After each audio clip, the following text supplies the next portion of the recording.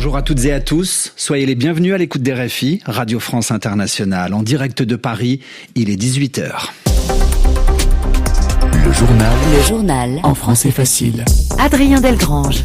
Nous sommes le mardi 16 septembre, ravis de vous retrouver pour une nouvelle édition du journal en français facile avec au sommaire aujourd'hui le dernier souffle de Robert Redford. Le célèbre acteur américain est mort aujourd'hui à l'âge de 89 ans.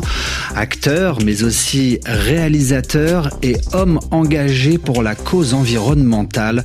C'est ce que nous verrons dans un instant avec Igor Strauss. Une actualité mondiale dominée aussi par la guerre à Gaza.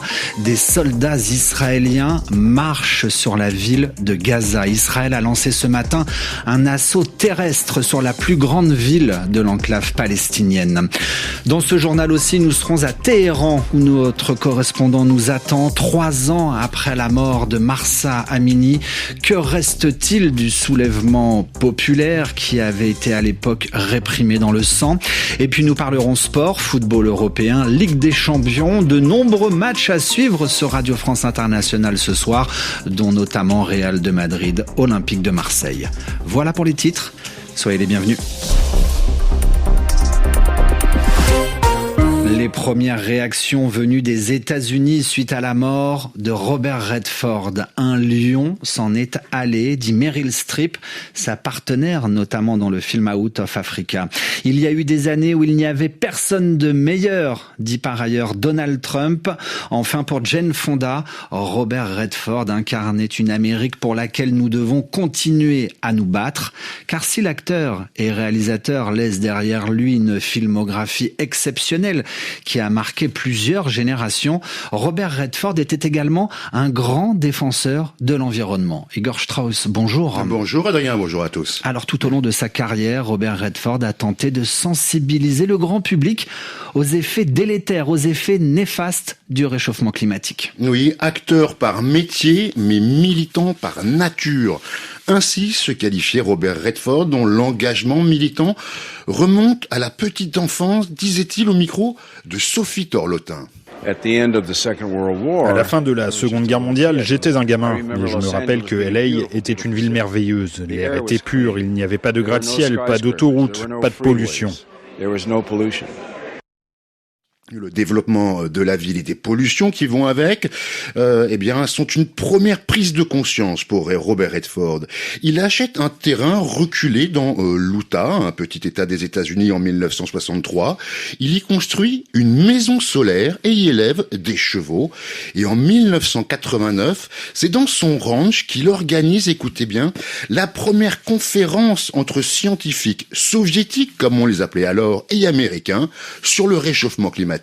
Aux États-Unis, plus qu'ailleurs, la politique n'est plus simplement réservée aux professionnels. Aujourd'hui, Clint Eastwood ou Robert Redford s'engagent dans la lutte contre la pollution de la planète. La seule chose qui peut faire bouger les politiciens, c'est la pression que peut exercer le public.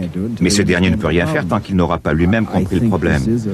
Alors Robert Redford tente de sensibiliser le public avec des films comme « Et au milieu coule une rivière », c'était en 1992, ou « L'homme qui murmurait à l'oreille des chevaux » en 1998, mais aussi en s'investissant dans toutes les causes qu'il croit justes, défense des peuples autochtones, défense des énergies renouvelables et lutte évidemment contre le changement climatique, comme lors de cette intervention à l'ONU en 1995, on est juste avant les accords de Paris. Aujourd'hui, nous ne pouvons plus dire que nous ne savons pas, comme une excuse à notre inaction, car c'est un constat accablant fait par la science. Le changement climatique est une réalité, et il est le résultat de l'activité humaine.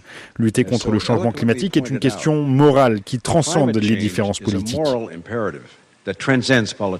Aujourd'hui, d'autres acteurs comme Leonardo DiCaprio ont pris le relais pour défendre la cause climatique. Et il y a fort à faire depuis le retour au pouvoir d'un certain Donald Trump. Igor Strauss, dans votre journal en français facile, la mort de Robert Redford aujourd'hui à l'âge de 89 ans.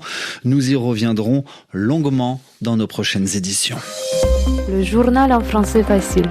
Il est 19h04. à Gaza. Une nouvelle étape a été franchie aujourd'hui dans cette guerre qu'Israël mène contre le Hamas. Les soldats israéliens avancent au sol dans ce qui reste de la plus grande ville de l'enclave, la ville de Gaza. Avant le début de la guerre, il y a près de 2 ans, la ville de Gaza comptait environ 700 000 habitants. Depuis la nuit dernière, Gaza brûle. C'est par ces mots qu'Israël Katz, le ministre de la Défense en Israël, a qualifié l'offensive militaire de ces dernières heures. Une nuit de terreur pour les Gazaouis. Notre correspondante à Ramallah, Amira Swilem, a pu s'entretenir par téléphone avec quelques Gazaouis.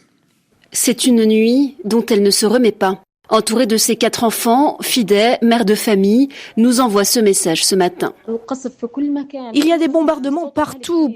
Le bruit que ça fait est vraiment fort et effrayant. Je ne supporte plus ça. Partout et à tout moment, il y a des bombardements. La situation est vraiment très, très dangereuse. Après cette nuit d'épouvante, c'est décidé, elle quitte Gazaville. J'ai peur pour mes enfants. Ils sont ce que j'ai de plus précieux et c'est pour eux que je vais partir. On va partir maintenant. Comme nous n'avons plus de moyens de transport, on va marcher peut-être 6 ou 7 kilomètres. Je ne vais rien prendre avec moi. Je ne suis pas capable de porter quoi que ce soit de plus. Je vais tout laisser derrière moi. On va partir.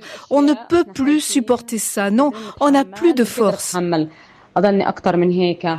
Israël dit durcir son offensive afin d'en finir avec le Hamas définitivement. Alors que l'offensive terrestre a débuté, la crainte de la nuit à venir est dans tous les esprits à Gaza. Amira Swilem, Ramallah, RFI. Le mot génocide à Gaza a été une nouvelle fois employé aujourd'hui par une commission indépendante internationale indépendante de l'ONU. Alors la définition du mot génocide est très encadrée. Pour ces enquêteurs, Israël a commis 4 des 5 actes génocidaires. Israël souligne par ailleurs son intention de se défendre, rejette ces accusations et évoque un rapport mensonger. Israël qui mène par ailleurs une autre guerre au Yémen. Des frappes israéliennes ont visé aujourd'hui le port d'Hodeïda. Information confirmée il y a quelques instants par les rebelles Houthis. Nous sommes à présent à Téhéran suite à des violences policières. Il y a 3 ans, Mahsa Amini est morte dans la capitale iranienne. Elle avait été arrêtée par la police pour mauvais respect du voile islamique, pour ne pas avoir bien porté le voile. S'en est suivi un vaste mouvement de protestation à travers l'Iran intitulé Femmes, vie, liberté. Des manifestations réprimées dans le sang avec des centaines de morts. 3 ans plus tard, ce mouvement a profondément changé la société iranienne. Siavosh Ghazi est à Téhéran.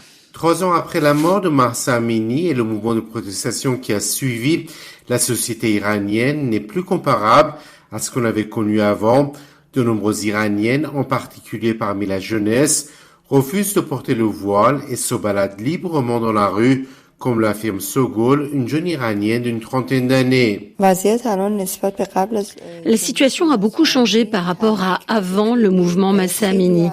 Beaucoup ne portent pas le voile et se baladent même en simple t-shirt et personne ne leur dit rien. Les choses ont beaucoup changé, en profondeur. Ces changements sont visibles à Téhéran, mais aussi dans de nombreuses villes de province. Le président réformateur Massoud Pezeshkian a même refusé la mise en application de la nouvelle loi sur le voile il y a quelques mois, en affirmant qu'elle allait provoquer des tensions dans la société. Si le mouvement de protestation a été réprimé par le pouvoir, en revanche, il a profondément changé la société iranienne. Ainsi, par exemple, dans de nombreux cafés, il y a de la musique live et les jeunes n'hésitent pas à danser en public, ce qui était impensable il y a encore quelques années. Siavosh Ghazi, Téhéran, RFI. La justice en France, la liste des affaires judiciaires de Rachida Dati s'allonge. Une enquête est ouverte pour non-déclaration de bijoux de luxe. L'actuelle ministre de la Culture, candidate à la mairie de Paris, n'aurait pas déclaré 420 000 € de bijoux. Elle a pourtant obligation de le dire. Rachida Dati conteste toute irrégularité et elle compte bien se défendre. Et puis enfin, un dernier mot de football avec le coup d'envoi ce soir de la nouvelle saison saison de la Ligue des Champions. Première journée, 36 équipes sur la ligne de départ pour tenter de succéder au Paris Saint-Germain. Et il en sera question dans Radio Foot International. RFI à Paris.